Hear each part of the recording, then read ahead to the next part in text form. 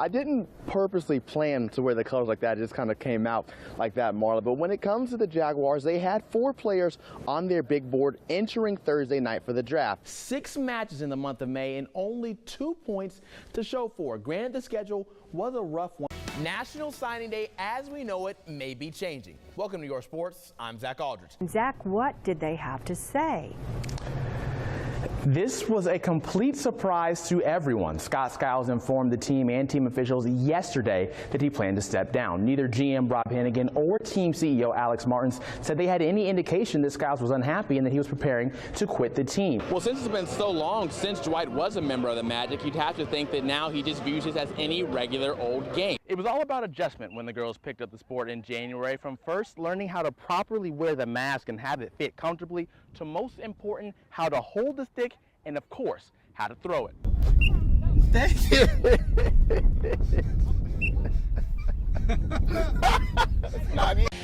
Orlando City's Kyle Larin enjoyed a career milestone just in time. Oh yeah, this is coming in nice. As a beard aficionado myself, I can attest to the wonders of growing out your facial hair and, of course, what it can do for your confidence. On your mark, get set, go! Looks like Wilson in the lead. Touch the line! Touch the line! Touch the line! And we've got a winner! The Tampa Bay Rays hosting the Toronto Blue Jays spring training baseball on a Sunday afternoon at Charlotte Sports Park. Erasmo Ramirez on the hill for the Rays. He was 7-11 last year with a 3.77 ERA. Looking good here. Anthony Alford sitting down looking. A 1-2-3 inning, 2 innings pitched, no runs for Ramirez. Bottom of the second, runner on first for Jake Bowers. Showing off the power deep to right. That one's gone. Rays go up 2-0. To the bottom of the sixth, the Rays' all-time home run and RBI leader, Evan Longoria, with his first home run of the spring. Longoria sending that one over the left field fence. 3-2 Rays. To the seventh, the mighty Casey at the bat. Hope you got the reference there, but this is Casey Gillespie sending a 2-run shot over the left field fence. He hit another one in the 8th inning, hitting on the other side of the plate. Now, if you remember how mighty Casey at the bat went, it was not a positive ending. This one was. The Rays win 8-2. No Nick Vucevic for the Magic as they host the Denver Nuggets. He's sitting out with a sore back after an awkward fall in Friday's loss to Charlotte. Bismack Biyombo originally wasn't going to play with the hurt shoulder, but he ended up getting the start. That's not a good way to start for the Magic. Jamal Murray to the 10 way too easily. Jeff Green scored 17 points off the bench. There's 3 of them right there, but Orlando's still down by 5. Still in the second, and it's 63-53. Denver pump fake Serge Ibaka, get up. That is how it is done. Yusuf Nurkic wanted no part of that poster, but the Magic still down 7 at the half. More from Ibaka. Block, party, get out of here, Nurkic.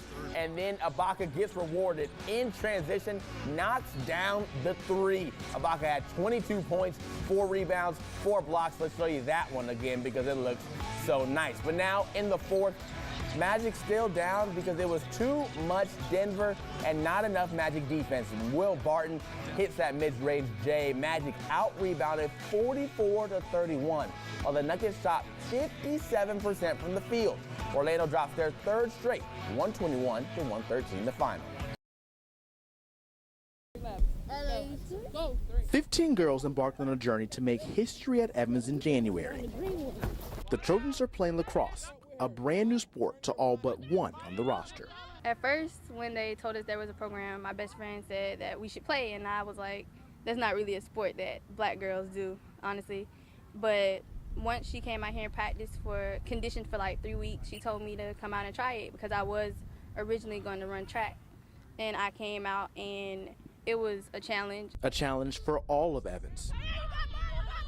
Only 2 girls on the team had ever even played a sport at the school. The odds might be slim, but the opportunity to progress and potentially one day earn a college scholarship was hard to pass up. I'm still getting accustomed to learning new things about lacrosse, but next year I'm going full throttle. Like, I have to get the scholarship because honestly, this sport, even though it's my first year, but I see the passion that I have for it and how much fun I have, not only with my teammates, but with my coaches.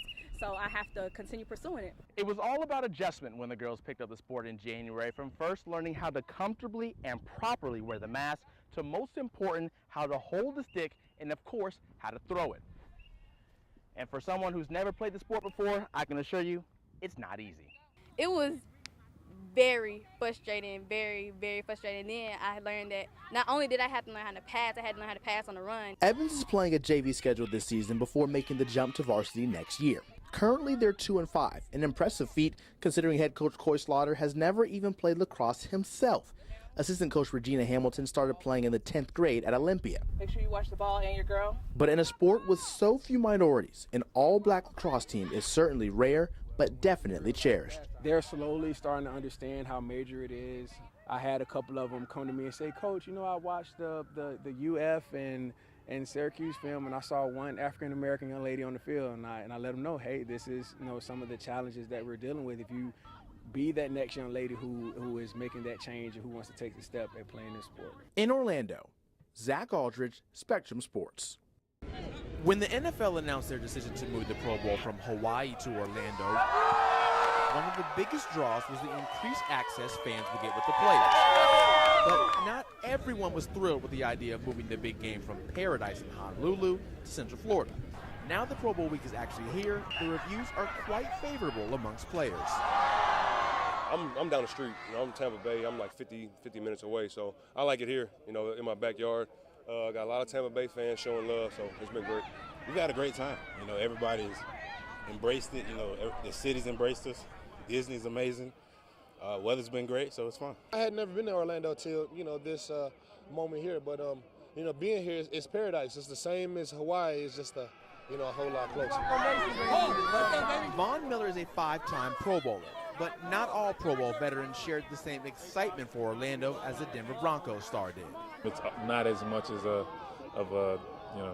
separation or a vacation or, you know, exotic location. So, you know, you have both sides of the coin, and you just have to take it and enjoy it for the most you can. While Disney and ESPN's Wide World of Sports is the host site for all the Pro Bowl practices, Orlando's other attractions were also shown some love. Universal and Harry Potter, the Harry Potter world they got over there. I'm a big Harry Potter guy, and I got to go again yesterday. The NFL did a great job with this one. And oh yeah, the guys will certainly make sure they have time for fun too. What's the nightlife life? Have you been able to experience that at all? Nah, I haven't. So we're gonna definitely experience it though. At ESPN's Wide World of Sports, Zach Aldridge, Spectrum Sports.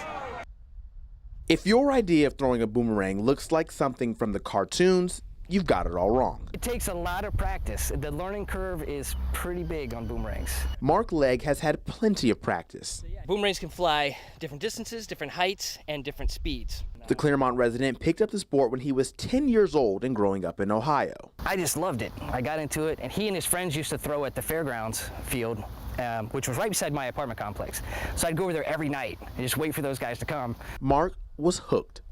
3 years later, at the young age of 13, he placed third at the national championships. Super soft and easy. Oh, wow. Yeah. There's 6 different events, and the boomerangs vary depending on the event. Everyone loves maximum time aloft, but it's just so much fun to watch him float up there. So we get some grass, check the wind again. The perfect throw factors in wind, aiming, and even placement of the boomerang. It's a complete science, one that Mark has mastered since he's a member of the U.S. Boomerang team and will compete in nationals this weekend and, more importantly, the World Boomerang Cup in Germany at the end of July. Last year, though, 2014, Japan won their first one. So right now, Japan has the trophy.